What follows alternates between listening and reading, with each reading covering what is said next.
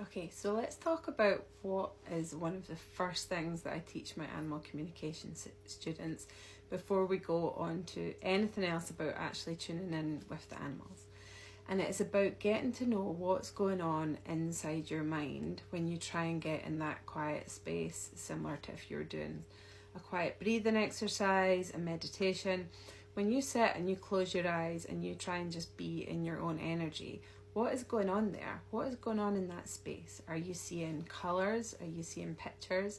Are you able to really clearly visualize something? If I was to say to you, for example, think of an apple, can you clearly see an image of an apple? Is that colour in 3D? Is it in 2D? Is it in really bright, vivid colours? Is it in black and white? Is it a steady image, or is it just flashes of images? Maybe you don't see any image at all, like me. I've got something called aphantasia and I don't see any imagery in there, and that's okay. I have other senses that I use. Maybe you hear stuff, maybe you hear an inner dialogue going on, and no, that does not mean you're crazy. It just means that clairaudience is one of the ways that you're picking up energy. Maybe when you close your eyes and you start to think of different animals, people, places, maybe you feel a lot of emotion come up in you. That's your clairsentience. Maybe you're the sort of person who physically can feel the emotions but also the pain and the ailments of others. Getting an understanding of what is going on in that energetic world, what's going on in that inner spiritual world for you as an individual, not to judge it, not to say, oh, I wish it was more like this, or I can't do this because I don't have these unique skills.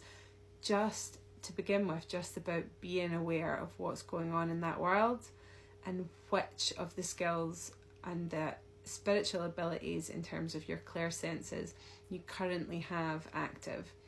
That doesn't mean that if some for you are not active that they won't ever be and that they can't be worked on.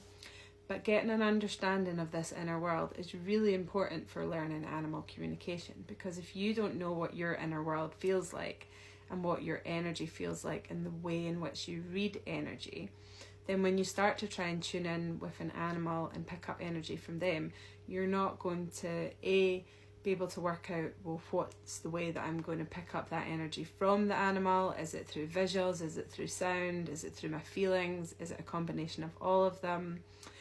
But also, to add to that, you're not going to be able to sense the energy as being different from your own if you're not really familiar with what your own energy feels like.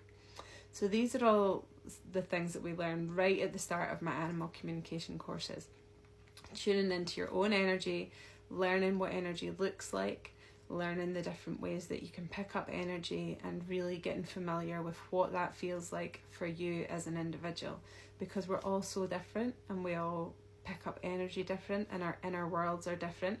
And for some of us, we're still at the place where things are so busy in that inner world because we never spend time there, and we're so busy in our head and our lives are really busy that we can't even get quiet enough in there to focus. And if you are at that place, that's okay. It just means that there's maybe some other work that needs to be done first, and some practicing in terms of being in that quiet space before you're ready to start tuning in with your animals in that way.